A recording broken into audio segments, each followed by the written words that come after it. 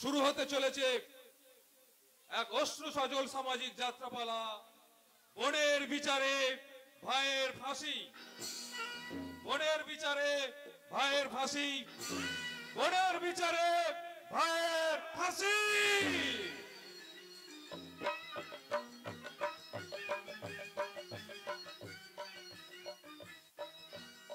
বাবলু, এই বাবলু, কি রে, তোর সামনে অ্যানুয়াল পরীক্ষা আর তুই কিনা টিভি সিরিয়াল দেখছিস? না মা, আমি সিরিয়াল দেখছি না। আমি একটা খুব এমার্জেন্সি একটা দেখছি। নরহরি সামন্তের খুনের আগের মামলার রায় হবে মা, আমি তাই দেখছি। তাই নাকি? তাহলে তো খবরটা তো দেখতেই হয়। আরে রিমোটটা কোথায় রেখেছিস? আমি চালিয়ে দিচ্ছি খবরের চ্যানেল।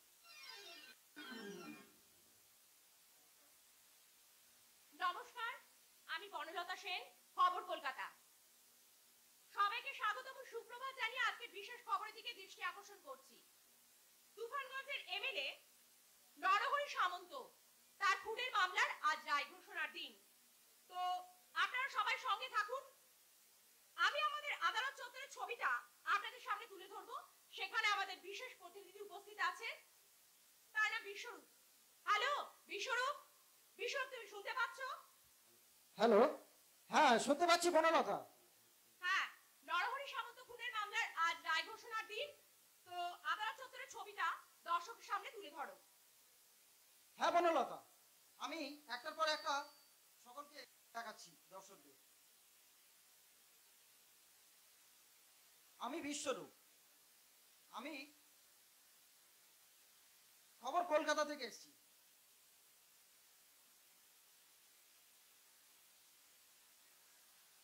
নরহরি সামন্তের খুনের মামলার রায় আর কিছুক্ষণের মধ্যেই ঘোষণা হবে। আদালত চত্বরে প্রচন্ড ভিড়। তুফানগঞ্জ থানা থেকে অনেকেই এসছে, আমরা সকলে তাদের সঙ্গে কথা বলবো। প্রথমে কথা বলবো আমাদের সরকারি পক্ষের উকিল, ওই তো উনি এদিকেই আসছেন। Hello sir. নরহরি সামন্ত খুনের ঘটনার কথা বলতে চাইছেন তো? হ্যাঁ স্যার, বলছি নরহরি সামন্তের খুনের মামলায় হ্যাঁ পথিক রায় চৌধুরী কি কোনো সাজা হতে পারে? হ্যাঁ, সাজা তো হতেই পারে, এমন সাজা তো হবেই, এমনকি ফাঁসিও হতে পারে। ও আচ্ছা, আপনারা সকলে শুনলেন তো, ফাঁসিও হতে পারে।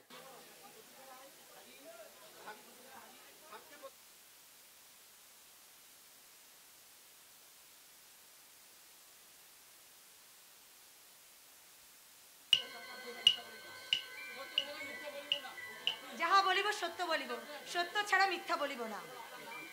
আপনার নাম? আমার নাম প্রতিজ্ঞা রায়। প্রতিজ্ঞা রায়? আসামি প্রতীক রায় আমার ভাই।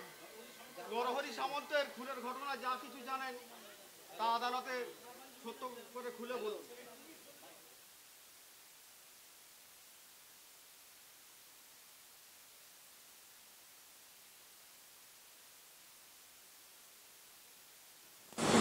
That's all, Your Honor.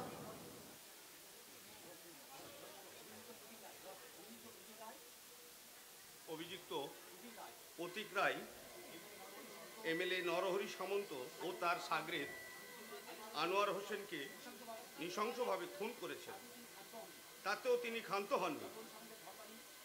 Narahari সামন্তর ঘরবাড়ি কারখানা আগুন লাগিয়েছেন। এই ঘটনা ঘটাতে গিয়ে বিপুল পরিমাণ সরকারি সম্পত্তি ধ্বংস হয়েছে।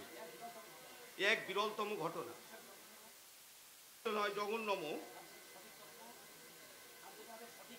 কার্যকলাপে সঠিক তথ্য প্রমাণ, প্রশাসনিক রেকর্ড, বিভিন্ন সাক্ষীগণের উক্ত জবানবন্দিতে ভারতীয় দণ্ডবিধি ৩০২ ধারা অনুসারে রায়কে দোষী সাব্যস্ত করা হইল। রায় ঘোষণার পূর্বে আসামি প্রতীক রায়ের কাছে একটাই প্রশ্ন, আদালতের কাছে আপনার কিছু বলার আছে কি? আছে, আছে ইওর অনার, আমার অনেক কিছু বলার আছে। আমি আজ অনেক কিছু বলবো আপনার কাছে। আমি বলবো সেই তুফান, আমি বলবো ওই শয়তান আনোয়ার হোসেনের কথা, আমি বলবো নরহরি সামন্তের কথা। অনার ওনার এরা হচ্ছে কলির কংস, এরা হচ্ছে কলির শুকুনি, এরা শোষণের শোষণের বুলডোজার চালিয়ে ভারত মাতাকে দিনের পর দিন শোষণ করে চলেছে। আর যার জন্য আমাদের যুব সমাজ আজকে হাহাকার করে কাঁদছে। এরা ভাষণ দিয়ে আসন চায়, কিন্তু এরা জানে না যে ইংরেজরা 200 বছর আমাদের ভারতবর্ষকে শাসন করেও তারা এখানে টিকতে পারেনি। কারণ এই দেশে জন্মগ্রহণ করেছে নেতাজি সুভাষ, ভাগা যতীন, শহীদ ক্ষুদিরাম।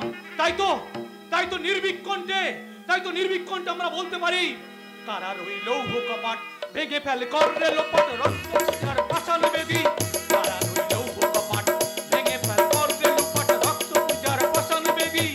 ওরে ও তরুণ নিশান, সাজা তোর প্রলয় বিশান, ধ্বংস নিশান প্রাচীর প্রাচীর বেদী। ওরে ও তরুণ নিশান, সাজা তোর প্রলয় বিশান, উঠুক প্রাচীর ধ্বংস বেদী। আসবে ওনার, আসবে আবার সুদিন ফিরে আসবে ওনার, আবার সুদিন ফিরে আসবে। ভারতবর্ষের প্রত্যেকটি ঘরে ঘরে জন্ম নেবে আমার মতো প্রতীক। এই একটা প্রতীক থেকে 100টা প্রতীক, 100টা থেকে 1 লক্ষ, কয়েক কোটি কোটি প্রতীক একসাথে প্রতিবাদের মুখে দাঁড়িয়ে ওই নরহরি সামন্ত আর আনোয়ার হোসেনের গলায় টুটি পা তুলে দিয়ে বলবে, বলো বলো বলো সবে, শত বিনাবে নুরাবে, ভারত আমার জগৎ সবাই শ্রেষ্ঠ আসল লবে। বলো বলো বলো সবে, শত বিনাবে নুরাবে, ভারত আমার জগৎ সবাই শ্রেষ্ঠ আসল লবে।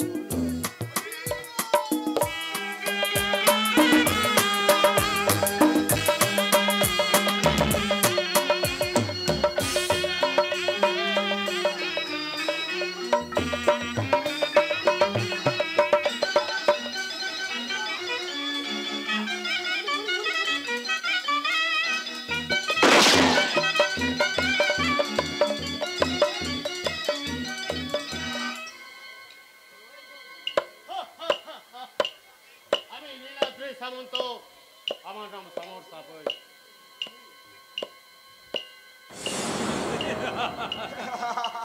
আমি হলাম আনোয়ার হোসেন শেখ।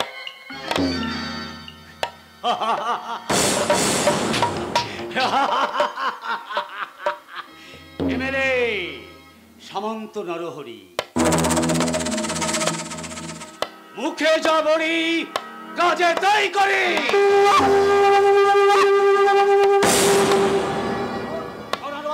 আনোয়ার হজরি শোন, ওই সাগ্নিক রায় আমার ব্যবসার 12টা বাজি দিচ্ছে, তাই আমি চাই ওর ঘর বাড়ি পরিবার সব ধ্বংস করলে।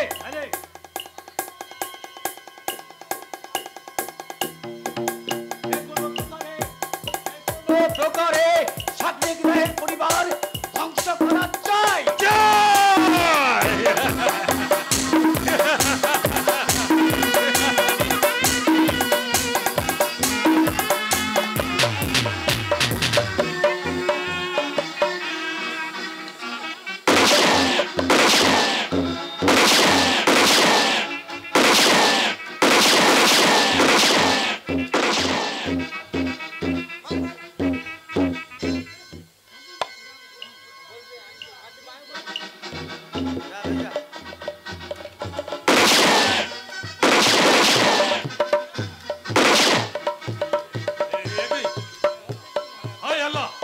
পিস্তলের গুলি তো খতম হয়ে গেল। যদি জান দিয়ে বাঁচতে চাস তো পালিয়ে চল। আমি পালিয়ে যাচ্ছি। বস, আমাকে ছেড়ে দিও না বস।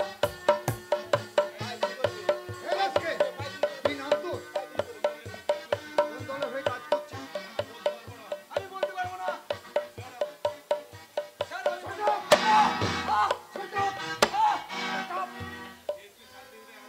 ডিএসপি সাগ্নিক রায়ের হাতে যখন এসে পড়েছিস, তোর আর রেহাই নেই।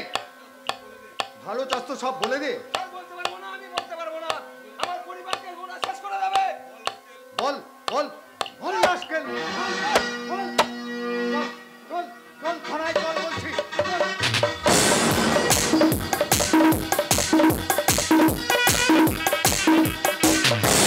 কাণ্ডজ্ঞান নেই, মানুষটা দেখছে কোনো কাণ্ডজ্ঞান নেই। দিন রাত চোর ডাকাতের পেছনে ঘুরে ঘুরে ভুলে গেছে যে কেউ একজন বাড়িতে তার জন্য অপেক্ষা করে বসে আছে। আজ আমাদের জীবনের এক স্মরণীয় দিন। আজকের দিনটাতে অন্তত ছুটি নিয়ে বাড়িতে থেকো। এখনো আসার সময় হলো না। সাংবাদিক রায়ের হাতে যে ক্যালেন্ডারে ছুটি বলে কোনো শব্দ নেই, কিন্তু সংসার বলে তো কোনো বস্তু আছে। তোমার কিছু মনে নেই আজ আমাদের জীবনের এক স্মরণীয় দিন, সেই 22শে শ্রাবণ। ওহ মাই গড, আগে যদি জানতাম তাহলে আজই তো আমাদের বিবাহ বার্ষিকী। তাহলে খোকা আর মামইকে হোস্টেল থেকে নিয়ে এসে আমরা দারুণভাবে দিনটাকে সেলিব্রেট করতে পারতাম। না গো না, সামনে ওদের পড়াশোনার ক্ষতি করে আমি কোনো কিছু সেলিব্রেট করতে চাই না। আর তাছাড়া আজ শুধু তোমার আমার ব্যক্তিগত আনন্দের দিন। এসো আজকের এই স্বর্ণালী সন্ধ্যায় 22 বছর আগে সেই সুন্দর দিনটাকে আমরা নতুন করে স্মরণ করি। সন্ধ্যা, এই সুন্দর স্বর্ণালী সন্ধ্যায় একটি বন্ধনে জড়ালে গো বন্ধু। এই সুন্দর স্বর্ণালী সন্ধ্যায় একটি বন্ধনে জড়ালে গো বন্ধু। কোন রক্তিম পলাশের স্বপ্ন মোর অন্তরে ছড়ালে গো বন্ধু। এই সুন্দর স্বর্ণালী সন্ধ্যায় একটি বন্ধনে জড়ালে গো বন্ধু। এই সুন্দর স্বর্ণালী সন্ধ্যায় একটি বন্ধনে জড়ালে গো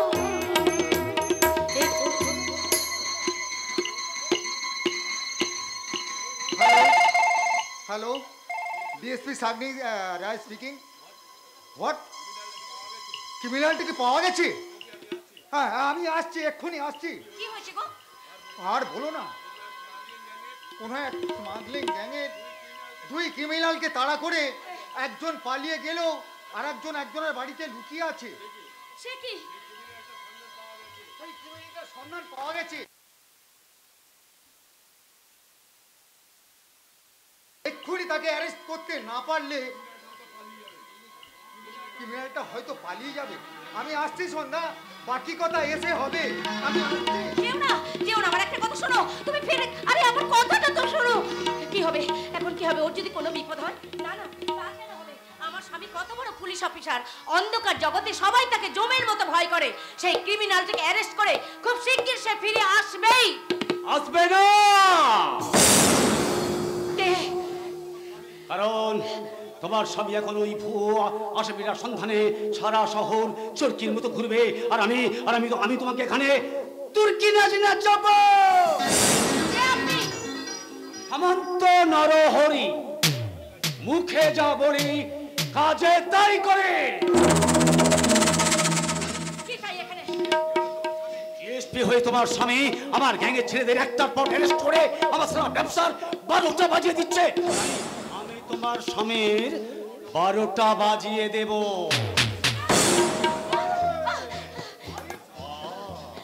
কি সুন্দর লাগছে মায়েরি, একদম মন জড়িয়ে যায়। আমি শুনলাম ওই আজকে তোমাদের নাকি 22তম বিবাহ বার্ষিকী। তোমার স্বামী তোকে বুঝা দিতে না পারলেও আমি তোমাকে দেবো 22তম ফুলসজ্জার অন্তিম উপহার।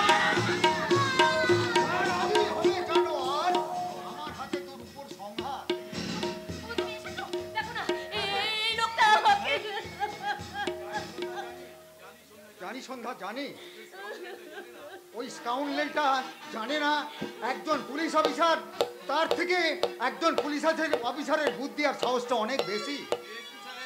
ডিএসপি সাহেব, যে হাত দিয়ে তুই আমার স্ত্রীকে অসম্মান করেছিস, সেই হাতটাকে আজ আমি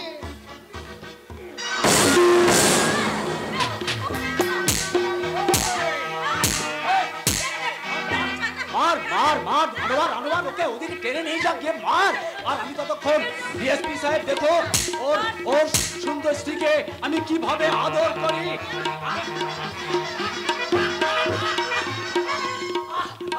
আনোয়ার দেখছিস কি পাল্টা পালিয়ে গেল, কামড়টা যা যা, ওকে ছেড়ে ওকে ধর, পাল্টাকে ধর, কয়েক যা। আমি এখনই যাচ্ছি বস। যা সাগনিক রায়, তুমি আমার ব্যবসার 12টা বাজিয়ে দিয়েছিলে। আজকে তোমার জন্য আমার কোটি কোটি টাকা বরবাদ হয়ে গেছে। তাই তো তার প্রতিশোধ নিতে আমি তোমার জীবনটাকে বরবাদ করে দিলাম।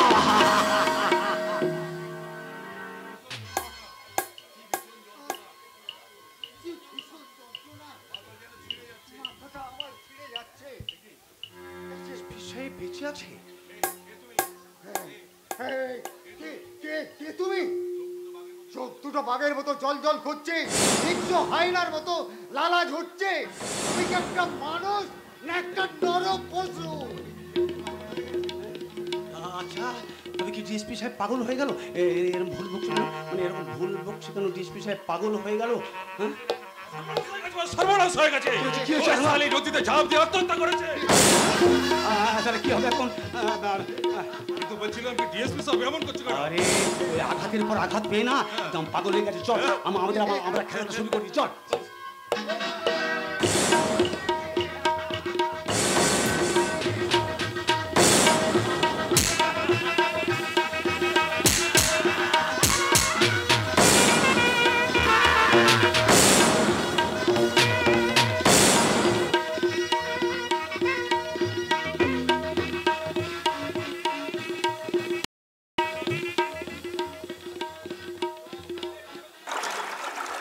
এইভাবে দেখতে দেখতে কেটে গেল 12টা বছর।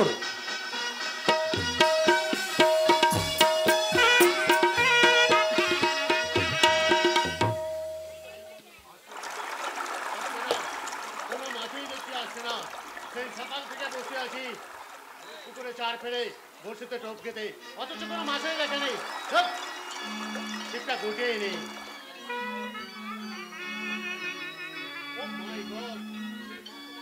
এ তো দেখছি মস্ত বড় মাছ আমার চারের পাশে ঘাই মারছে। নিশ্চয়ই আবার বুড়বুড়ি কাটিয়ে এদিকে আসছে। আমি তাহলে টোপটা নতুন করে ওখানেই ফেলি। শ্যামলা গায়ে কাজে লামে জল ভরিতে যা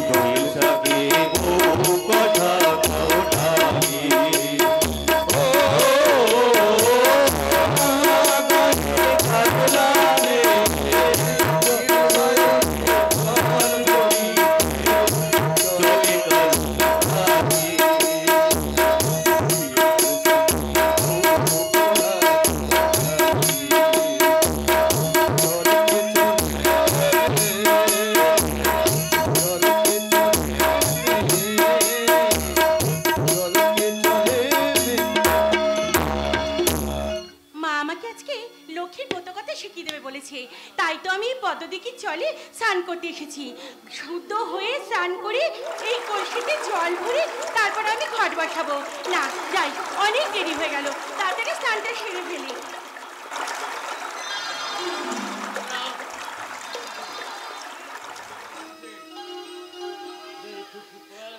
একি আপনি আমার আসলে বসে কাটলেন কেন? ছাড়ুন ছাড়ুন বলছি, ছাড়ুন। দেখুক পাড়া পরিস্থিতি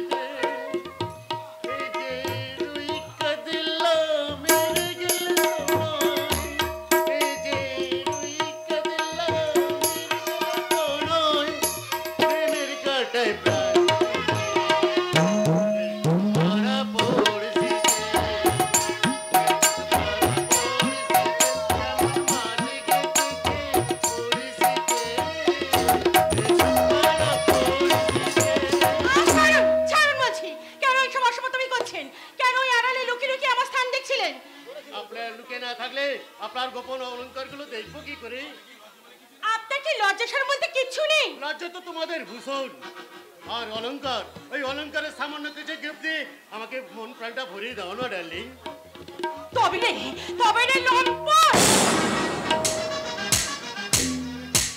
মনে রাখিস এই লজ্জাটা শুধু আমাদের অহংকার নয়, এই লজ্জাটা হলো আমাদের অহংকার। তাই তোর মতো কোনো জানোয়ার আমাদের সেই অহংকারটাকে কিছুতেই ভেঙে চুরমার করে দিতে পারবে না। করে দেবো তোর লজ্জার ভান্ডার চুরমার করে।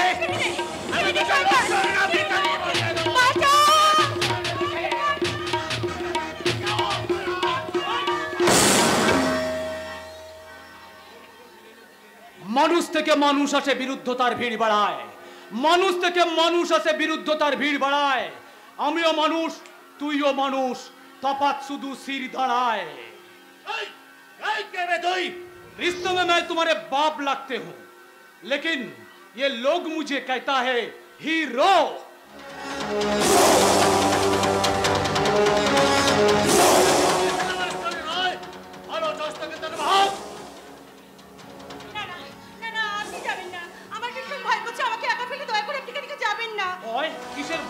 কিসের ভয় আপনার? অক্ষমতার ভয়?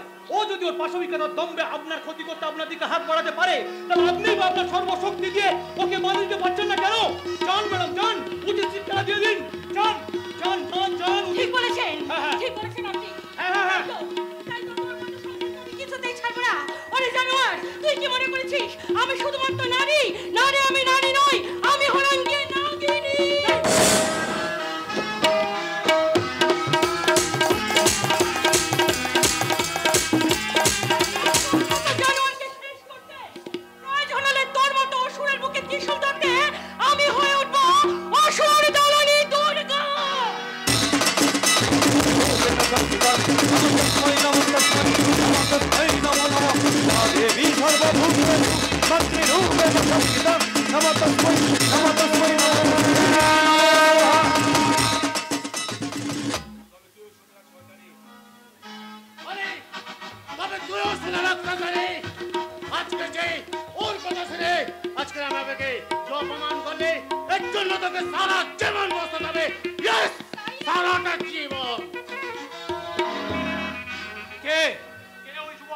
দিবালোকে একটা নারীর অসম্মান করার হাত বাড়াবার সাহস পায় কি করে? কথা বাদ দিন, আপনি বলুন তো আপনি কি? আমি মানুষ, আমি মানুষ, আমি মানুষ। মনের ঘরে তালা নেই কোনো হুঁশ। মোটা মোটা বই পড়ে হয়েছি গন্তকি, পকেট কেটে করি আমি মানছি। মোটা মোটা বই পড়ে হয়েছি গন্তকি, পকেট কেটে করি আমি মানছি। লজ্জা আমার নেই কোমোটে, পুলিশকে দিই না ঘুষ। লজ্জা আমার নেই কোমোটে, পুলিশকে দিই না ঘুষ। ভালোবাসি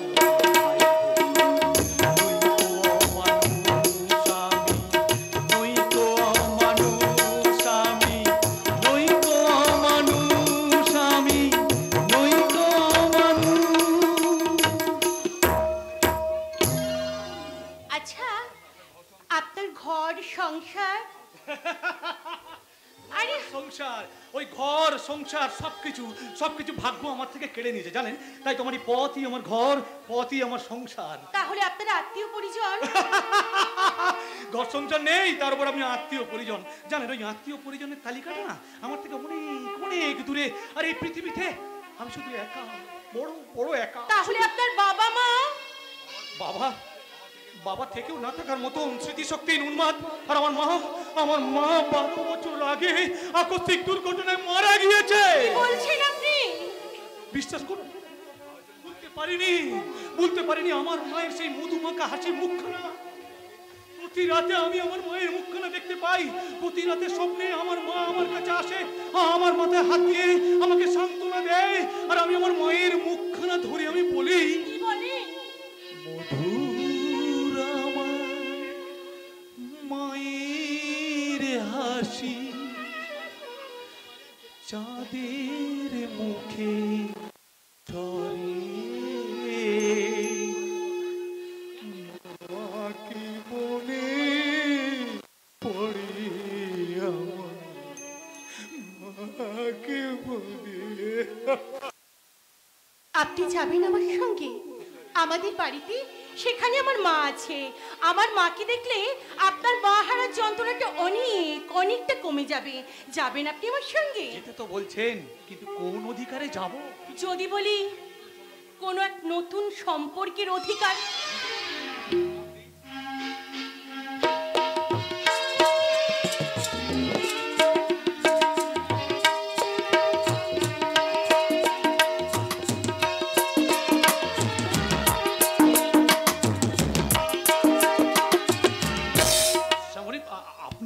আপনি নয়, শুধু শ্যামলী। তুমি কি বললে শ্যামলী? তুমি কি বললে?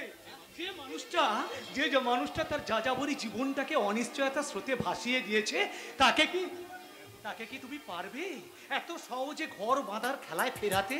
পারবো, আমি আপ্রাণ চেষ্টা করব। তোমার সব দুঃখ আমি নিমেষে মুছে দেব। আমার সমস্ত সুখ দিয়ে, ভালোবাসা দিয়ে আমি তোমাকে আপন করে কাছে টেনে নেব। শ্যামলী, যখনই থাকবি একা, নিজেকে লাগবে একা, মনে রেখো তুমি যে আমার, তুমি যে আমার, যখনই থাকবে একা, নিজেকে লাগবে একা, মনে রেখো তুমি যে আমার, তুমি যে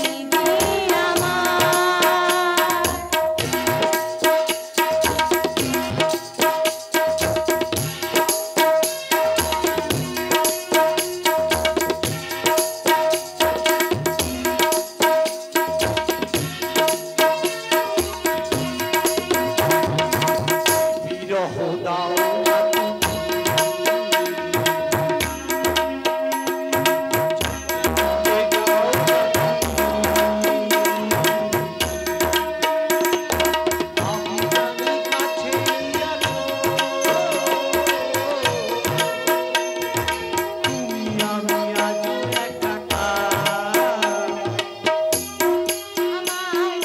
তুমি যে আমার, তুমি যে আমার, যখনই থাকবে একা, নিজেকে লাগবে একা, মনে রেখো তুমি যে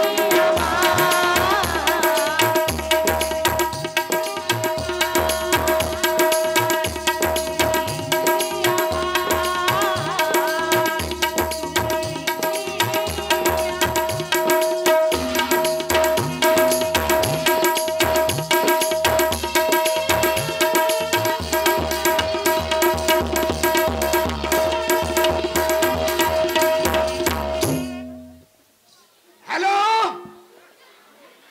ইয়েস, গোদাধর দারোগা বলছি। হোয়াট? কি 3-4 জন ছেলে মিলে রেপ করার চেষ্টা করছে?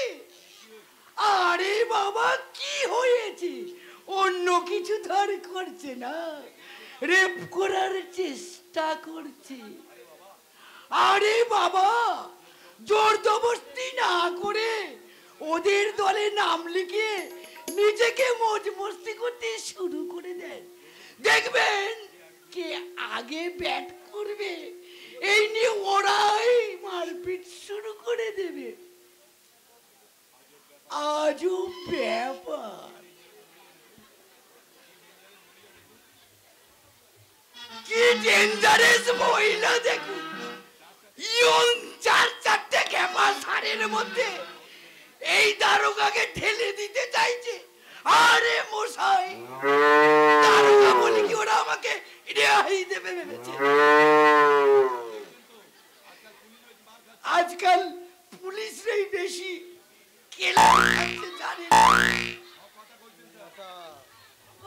কথা কইছেন স্যার, পুলিশ আগে ঘুষ খাইতো, আরে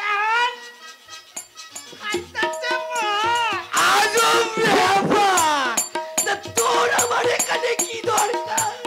আর কইরন না, একজন আন্দোলনের সাথে দেখা করতে চাই। হবে না, এখন আমি রেস্টে আছি। যা বলে দে দারোগা এখন বিশ্রাম নিচ্ছে। সে না আমি কইয়ে দিই, আসলে মাইয়া মানুষ তো। বললাম তো দেখা হোক। কি কইলি? মেয়ে মানুষ? শোন, আগে বলবি তো।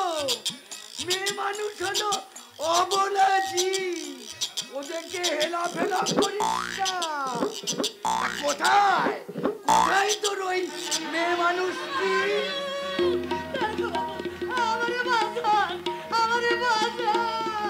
আরে আরে কাঁদছো কেন, কাঁদছো কেন? আমি রাস্তা দিয়ে আসতেছিলুম, দুইটা সার আমারে বাঁচান, আমারে বাঁচান। তারপরে কি করলো? অনেক কিছু করছে, অনেক কিছু করছে। আপনি ওনাদের একটা সাহায্যের ব্যবস্থা করুন। আরে দাঁড়ান দাঁড়ান, শাস্তি দেওয়া যায় বললে কি শাস্তি দেওয়া যায়? আগে ওদের নামে কমপ্লেন লেখাতে হবে, তারপরে শিলদানির কমপ্লেন হলে ৫,০০০ টাকা। কমপ্লেন করার লাগে আজব ব্যাপার। ১০,০০০? তার আগে তদন্ত করে দেখতে হবে তুমি ঠিক ঠিকই বলছো কিনা। না দেখাও, কোথায় কোথায় হাত দিয়েছিল দেখাও। না না না না না, আমার লজ্জা করে না বুঝি, আমি শাড়ি টাড়ি খুলতে পারি না। বেশি তেদরামো করলে একেবারে থানার লকআপে ঢুকিয়ে দেবো। কল কল বলছি, শাড়ি কল।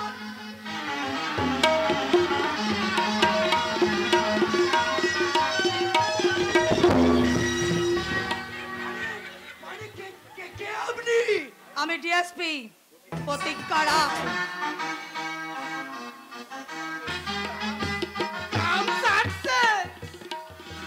মানে মনে এটা দেখছি বাঘের ঘরে গগের বাসা। ও বাবা, এইসব আমি মনে মনে কাইটা পড়ি।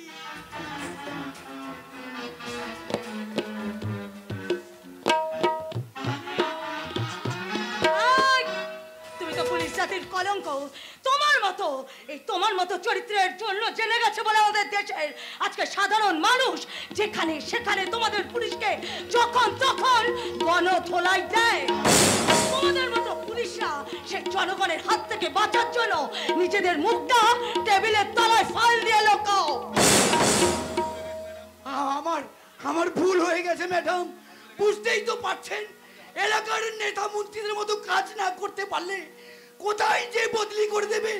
ঘরে একটা মাত্র বউ, তারও মুখ দেখতে পাবনি। বদলি করে দিলেও আদর্শ পুলিশ অফিসারের চরিত্র কিন্তু কখনো বদল হয় না। মিস্টার শুনুন মিস্টার, আগে গড়গড়ি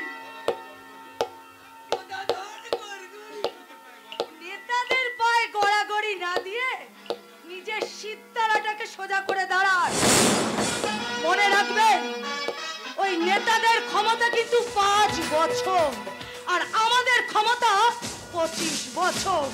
ওই নেতাদের ক্ষমতা 5 বছর পর যখন তাদের ছাতাটা বন্ধ হয়ে যায়, তখন আমরা চাইলে তাদের পুরনো কেসগুলোকে রিওপেন করে দিয়ে তাদের বুঝিয়ে দিতে পারি সেই প্রবাদ বাক্য, বাঘের ছুলে 12 খা আর পুলিশের ছুলে 18 খা। আবার নেতাই ছুড়ে কোথায় যে কতগুলো খাওয়া হবে তা কিন্তু আপনি গুনেও শেষ করতে পারবেন না দাদা। আসুন স্যার আসুন, পরিচয় করে দিন। ইনি হলেন আমাদের নতুন ডিএসপি সাহেব। ম্যাডাম, ইনি হলেন এই তল্লাটের গণ্যমান্য এমএলএ স্যার মহাশয়। সামন্ত নরহরি, মুখে যা বলি কাজে তাই করে। পুলিশ প্রশাসনে বিশ্বাস করি, আর তাই তো আমার এলাকায় মানে আমার শান্তির উপবনে একটা ভদ্র মহিলার শ্লীলতাহানির প্রতিবাদ করতে গিয়ে বেধড়ক মার খাওয়া আমার এই শান্ত শিষ্ট গুমেশারা ভাইটার বিচারের দায়িত্ব আমি নিজে হাতে তুলে না নিয়ে আমি প্রশাসনের দ্বারস্থ হয়েছি। আজব ব্যাপার, এমএলএ সাহেবের ভাইয়ের গায়ে হাত, বেটার হাত দুটো আমি একেবারে ভেঙে দেব। বলুন একবার গুন্ডাটার নামটা বলুন তো। তার আগে ওনাদের কমপ্লেনটা লিখতে বলুন, আর কোন কমপ্লেনে কতটা ফিস সেটাও জানিয়ে দেবেন। না মানে ম্যাডাম, কমপ্লেন লেখাতে গেলে ফিস দিতে হবে? হ্যাঁ, এটাই তো এই থানার নিয়ম, কিনা বলেন মিস্টার সামন্ত? Sorry madam. সেই সঙ্গে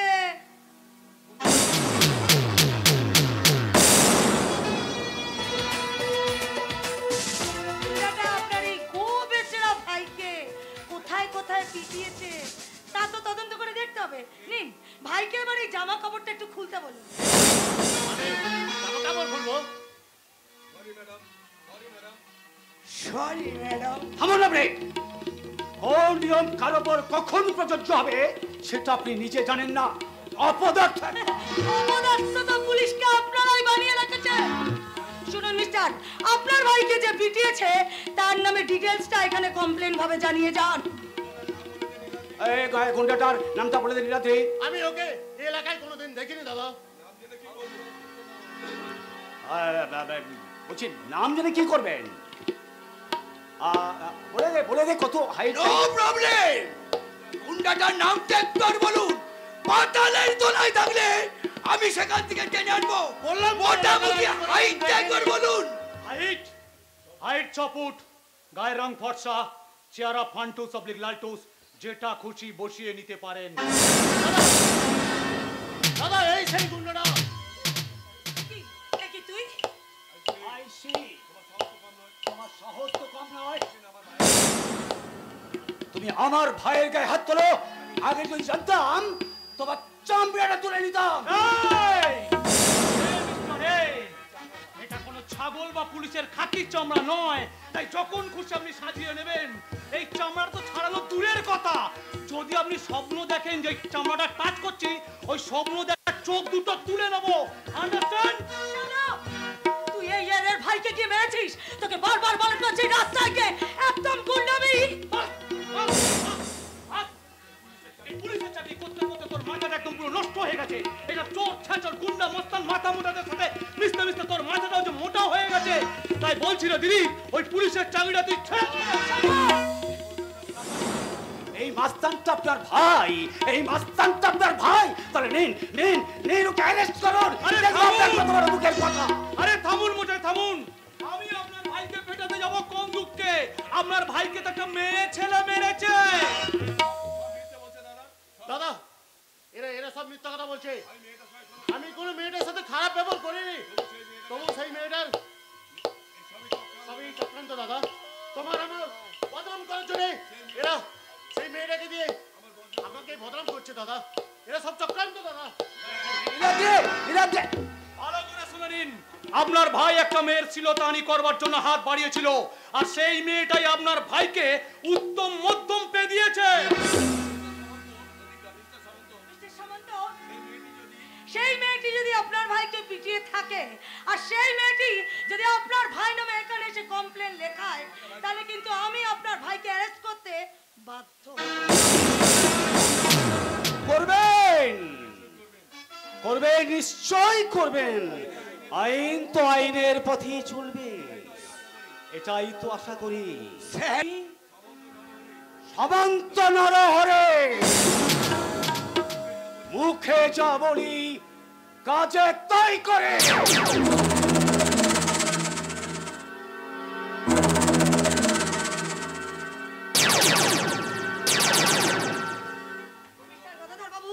আপনি 48 ঘন্টার মধ্যে ওই লোকটার সম্বন্ধে যা যা জানেন, আই মিন ওই রাজনীতি ব্যাপারে নয়, তাছাড়া ওনার কোটা বিজনেস কি কি আছে না আছে, 48 ঘন্টার মধ্যে আমার সব চাই। ইয়েস ম্যাডাম, 48 কি বলছেন? 24 ঘন্টার মধ্যে আপনার পায়ের তলায় এনে ফেলিয়ে দেবো। নাহলে আমারও নাম গোদাধর দারোগা নয়। মনে রাখবেন ম্যাডাম, শুধু উত্তম ঘন্টা। 24 ঘন্টা কেন? 24 মাসেও তোর ওই পুলিশ ডিপার্টমেন্ট নরহরি সামন্তের চুলের মুঠিটাও ধরতে পারবে না।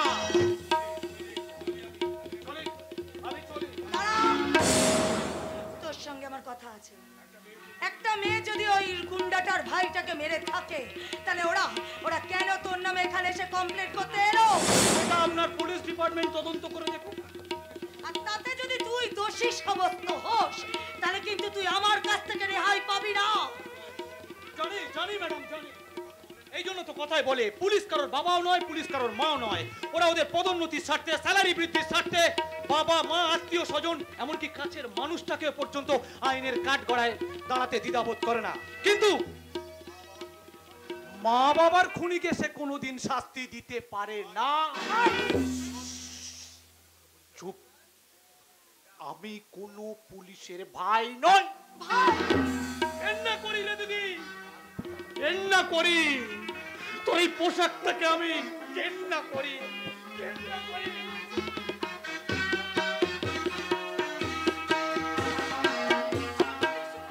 আমার কথাটা শুনে যা ভাই। আমি জানি ভাই কেন তুই এই পুলিশের পোশাকটাকে ঘেন্না করিস, কিন্তু আমি যে নিরুপায় ভাই, আমি যে নিরুপায়। তুই আমাকে ক্ষমা করে দে ভাই, আমাকে ক্ষমা করে দে।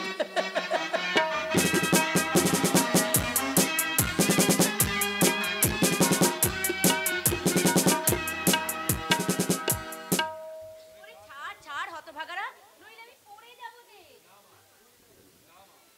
না মা, আগে আমাকে আদর করো, নইলে আমি তোমাকে ছাড়বো না। না মা, তুমি আমাকে আদর করো, নইলে আমি কিন্তু তোমাকে ছাড়বো না। ওরে হতভাগারা, তোরা খুব স্নেহের কাঙ্গাল, তাই না রে? হ্যাঁ মা, সেই কোন ছোটবেলায় মা আমাদের মারা গেছে, মায়ের মুখটাও মনে পড়ে না। মায়ের মাতৃত্ব যে কি তা কোনোদিনও বুঝিনি। মায়ের মাতৃত্ব সে অনুভূতি আমরা কখনো পাইনি মা। কিন্তু তুমি এই বাড়িতে আসার পর থেকে সেই আবেগ অনুভূতি আমরা সবকিছু পেয়েছি মা। তাই বলছি প্রথম দিনের মতো সেই গানটা গিয়ে তুমি আমাদেরকে ঘুম পাড়িয়ে দাও, আদর করো মা। গাও না মা, গাও না মা, গানটা গাও না। গানটা গাও মা। আয় রে আমার চাঁদের কোনা,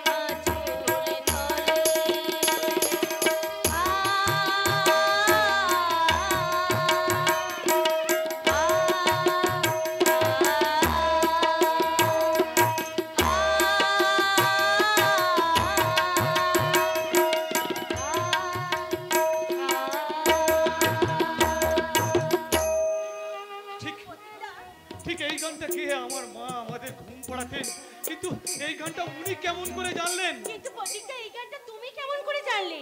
এই গান গানটা শুধু আমাদের আদর করার সময় মা গায়। এই গানটাই তো আমার মা আমাদের আদর করতেন। আমি প্রতি রাতে দেখি আমার মা আমার মাথার ধারে বসে এই গানটা গাইছেন। আমি তো তাই জানতে চাইছি এই গানটা উনি বা জানলেন কেমন করে? ওসব কথা এখন থাক প্রতীকদা। মা, আমি তোমার কথা বলেছিলাম না, এই হলো সেই প্রতীকদা। আর প্রতীকদা এ হলো আমার মা।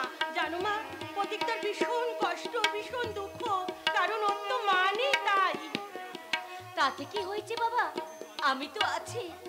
আজ থেকে না হয় তুমি আমাকে মা বলে ডাকবে। আমি ডাকবো, আর আমি মায়ের জন্য কষ্ট পাবো না, আর আমি মায়ের জন্য কাঁদবো না। আজ থেকে জানবো আপনি আমার।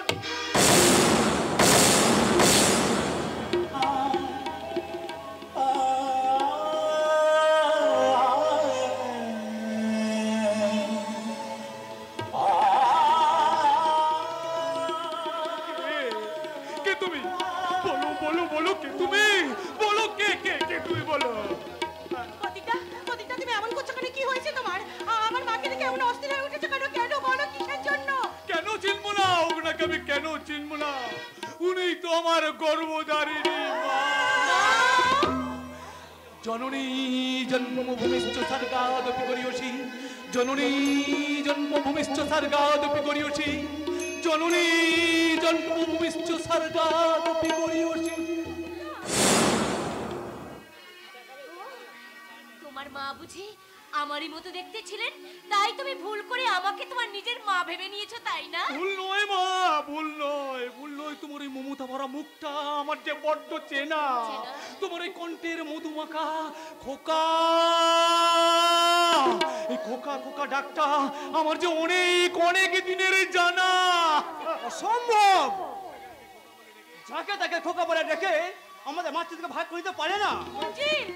তোরা কি রে, একটা অচেনা অজানা বাইরের ছেলে এসে আমাদের মাতৃত্বকে চুরি করে ব্ল্যাকমেল করতে চাচ্ছে, তোরা কি না? বাইরের লোক নয় রে মঞ্জিল, বাইরের লোক নয়, ও আমার। চুপ! তুমি ওকে বলে দাও মা, তুমি শুধু আমাদের মা, আমরাই তোমার সন্তান, আর ওই ছেলেটা তোমার কেউ নয়। আমরা ছাড়া কাউকে তুমি খোকা বলে ডাকবে না মা, কাউকে না, কাউকে না। আমার ভাইয়ের কথায় তুমি রাগ করলি প্রতীকদা? রাগ নয় শ্যামলী, রাগ নয়। আমি শুধু ভাবছি এটা কার ভুলের মাসুল। তবে ভুল আমি একদিন ঠিক ভেঙে দেবো। আমি প্রমাণ করে দেবো বিস্মৃতির অন্ধকার দিয়ে রক্তের সম্পর্ককে কখনোই ঢেকে রাখা যায় না শ্যামলী, ঢেকে রাখা যায় না।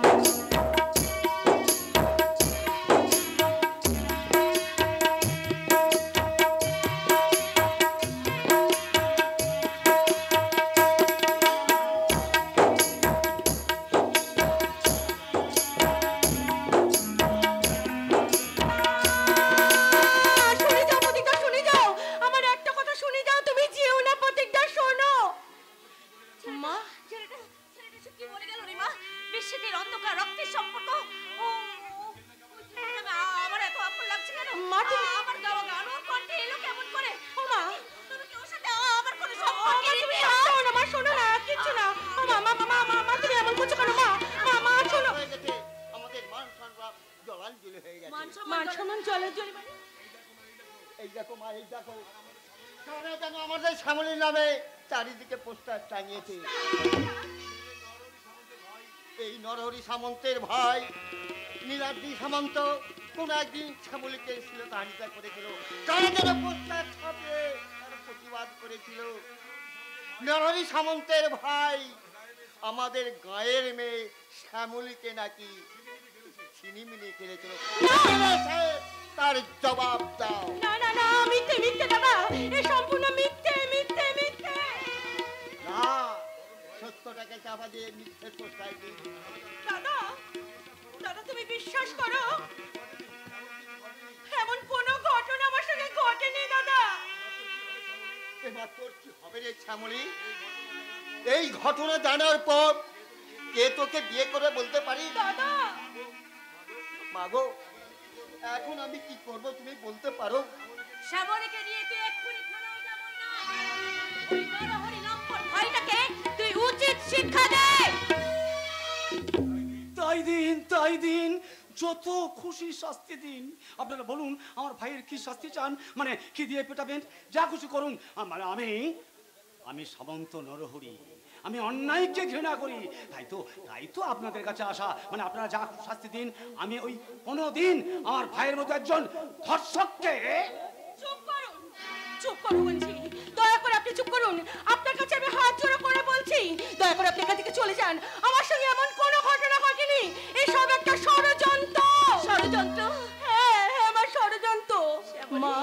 মা গো, তুমি তো জানো মা, আমি কোনোদিন কোনো কথা তোমার কাছে গোপন করিনি। তুমি একটু দাদাকে বুঝিয়ে বলো না মা, আমার সঙ্গে কোনো ঘটনা ঘটেনি মা, আমি সত্যি কথা বলছি। মনে হয় আমাদের কোনো গোপন শত্রুপক্ষে আমাদের নামে এরকম কোশ্চেন ওঠাচ্ছে। ও মা গো, মা তোমার শ্যামলী মিথ্যা কথা বলছে না, তুমি বিশ্বাস করো। এসব ষড়যন্ত্র মা, এসব ষড়যন্ত্র। ষড়যন্ত্র? তাই যদি হতো তাহলে সব থেকে আমি বরং সুখী হতাম, কারণ ওই পোস্টারটা দেখে আমার ভাইকে মারতে একেবারে সব কথা স্বীকার করে নিয়েছে। তাই তো আমার ভাইটাকে মেরে আধমরা করে আমি এখানে এসেছি আপনাদের কাছে ক্ষমা চাইতে। আপনি আমাকে ক্ষমা করুন মাসিমা।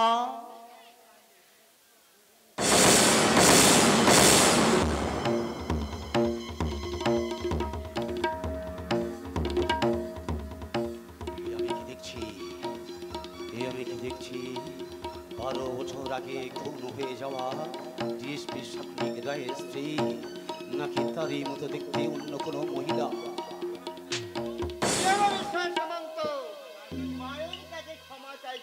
আপনি কি ভাবছেন? মানে ভাবছি মাসিমা কি আমায় ক্ষমা করবে? আমি আপনার ভাইকে ক্ষমা করলে আমার মেয়ের হারিয়ে যাওয়া ইজ্জত কি ফেরত পাওয়া যাবে সামন্ত মশাই? এই কলঙ্ক মেনে নিয়ে কে আমার এই বোনকে বিয়ে করবে বলতে পারেন? কে আমার এই বোনের নোংরা জীবন দায়িত্ব নেবে? যদি আমি নিই? কি বলেন আপনি? মানে বলছিলাম আপনাদের যদি আপত্তি না থাকে তাহলে আমার ভাই আপনাদের মেয়ের সব কলঙ্ক ঢেকে দিয়ে আমার সংসারের কুলবধূ করে নিয়ে যাবে। সামন্ত মশাই, এখন তুমি বলো আমি কি করব? বেশ, শ্যামলী নায়ক জীবনে স্বপ্নগুলো ভেঙে খান করে দিয়েছে, সে কি আবার নতুন করে জোড়া লাগাতে পারবে? এছাড়া যে আর কোনো উপায় নেই রে বইনা। তাই তো এই সামন্ত মশাইয়ের প্রস্তাবে আমি রাজি। ধন্যবাদ মাসিমা।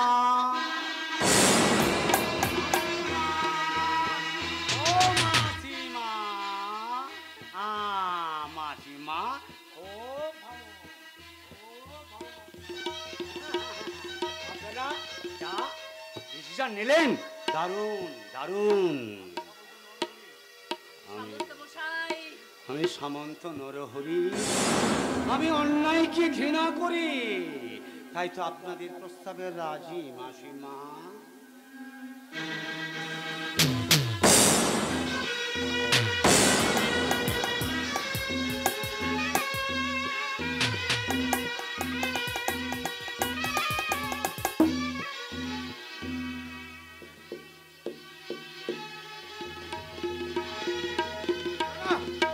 আমি স্নান করবো না, খাবো না, ঘুমবো না, আমি কিচ্ছু করবো না।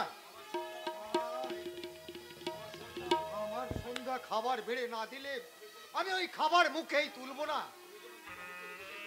আমি তোমাকে কেমন করে বোঝাই কর্তা বাবু?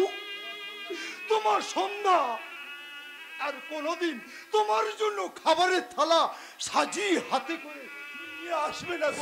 মরণ অনেকদিন আগে সে তো এই সংসার থেকে চিরদিনের মতো হারিয়ে গেছে গো কর্তা বাবু। হারাইনি গো, হারাইনি। আমার সন্ধ্যা হারাইনি, আমার সন্ধ্যা হারাতে পারে না। একদল নরপিশাচ আমার সন্ধ্যাকে চুরি করে নিয়ে গেছে। কিন্তু কিন্তু আমার মন বলছে সে আবার আমার কাছে ফিরে আসবে। আবার ফিরে আসবে? হ্যাঁ হ্যাঁ হ্যাঁ, কাল রাত্রে আমি সন্ধ্যার স্বপ্ন দেখেছি, সে আমার কাছে ফিরে আসবে। মানুষটাকে আমি কেমন করে বোঝাইবো? তার চেয়ে আচ্ছা তুমি কি বলো তো কর্তা বাবু, না খেয়ে দেই এমন অগোচা হয়ে বসে থাকলে বুঝি গিন্নিমা কষ্ট পাবে না? চরণ, আমার সন্ধ্যা আসবে আসবে।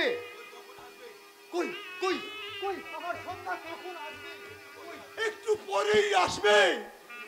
দিদিমণি তাকে আনতে গেছে, হয়তো তাকে সঙ্গে করে নিয়ে এসে দিদিমণি বলল। না চরণদা, মিথ্যে কথা বলে বাবাকে তুমি বিভ্রান্ত করে দিও না। এছাড়া যে আমার কোনো উপায় ছিল না দিদিমণি। গিন্নিমার কথা কর্তাবাবুর মনে হতে কর্তাবাবু যে এমন জেদ করে বসে আছে, স্নান খাওয়া দাওয়া কিছুই করছে না। ঠিক আছে, তুমি বাবার খাওয়ার ব্যবস্থা করো, আমি বাবাকে নিয়ে যাচ্ছি। তাই এসো দিদিমণি, তাই এসো। আমি কর্তাবাবুর স্নানের ব্যবস্থা করছি, তুমি সঙ্গে করে আমার এই কর্তাবাবুকে নিয়ে এসো। বাবা বাবা তুমি খেয়ে নেবে, চলো, তারপর আমি নিজের হাতে তোমাকে স্নান করিয়ে দেবো। না, আমি তোমার হাতে খাবো না বাবা। আর স্নানও করবো না বাবা। তোমার ওই পোশাকটা দেখলে আমার তো ভীষণ ভয় করে। কেন কেন বাবা, আমি তো তোমার মেয়ে, আমাকে তোমার ভয় করে কেন? এই পোশাকটাই তো তোমার একদিন প্রিয় পোশাক ছিল বাবা, মনে করে দেখো। এই পোশাক পরেই তো তুমি একদিন বেস্ট অফ পুলিশের মেডেল পেয়েছিলে, তোমার মনে নেই বাবা? না না না না, এই খাকি পোশাকটার জন্যই আজ পেয়েছি আমি, পেয়েছে শুধু হাহাকার। তাই বলছি ওই খাকি পোশাকটা তুই খুলে ফেল। তোর মধ্যে জেগে উঠবে সততা, মানবিকতা আর আদর্শ,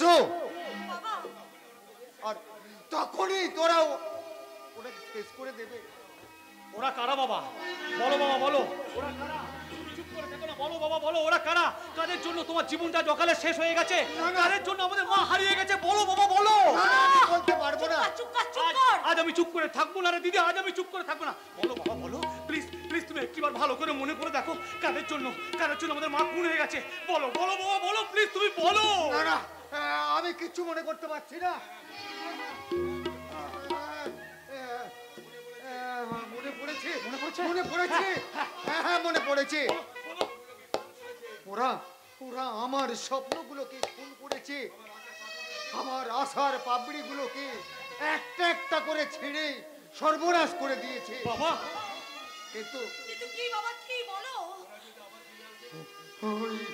ওরা যদি আবার ফিরে আসে, আমার সততা আদর্শকে জোর করে ছিনিয়ে নেয়, তাহলে যে আমি পাগল হয়ে যাব, পাগল হয়ে যাব। না না না না, আমার কিচ্ছু মনে পড়েনি, কিচ্ছু মনে পড়ছে না। আমি পালাই। যেও না বাবা, বাবা তুমি যেও না। কেন কেন ভাই, কেন কেন তুই বাবার সামনে মায়ের কথা বারবার তুলিস? যে মা আমাদের ছেড়ে চলে গেছে, কেন কেন তার কথা বলে তুই বাবাকে এত উত্তেজিত করে তুলিস? কারণ মায়ের লাশটা এখনো পাওয়া যায়নি রে দিদি। তোদের পুলিশ ডিপার্টমেন্ট তো বলে যে খুন হয়ে যাওয়া ব্যক্তির যদি লাশটা না পাওয়া যায় তাহলে খুনের কোনো প্রমাণ নেই। কি এখনো সেই লাশটা পাওয়ার আশা করিস? লাশটা পাওয়ার আশা না করলেও দিদি মায়ের খুনিদের শাস্তি পাওয়ার আশাটা তো করতেই পারি। পাবে পাবে ভাই, পাবে। তাদের শাস্তি আমি নিজের হাতে দেব। না না রে দিদি, না, তোদের এই পুলিশ ডিপার্টমেন্টের আমার আর কোনো আস্থা নেই রে দিদি, আমার আর কোনো আস্থা নেই। আমার মায়ের খুনিদের আমি একটা একটা করে খুঁজে বের করব, আর তোদেরকে আমি কুপিয়ে কুপিয়ে খুন করব রে।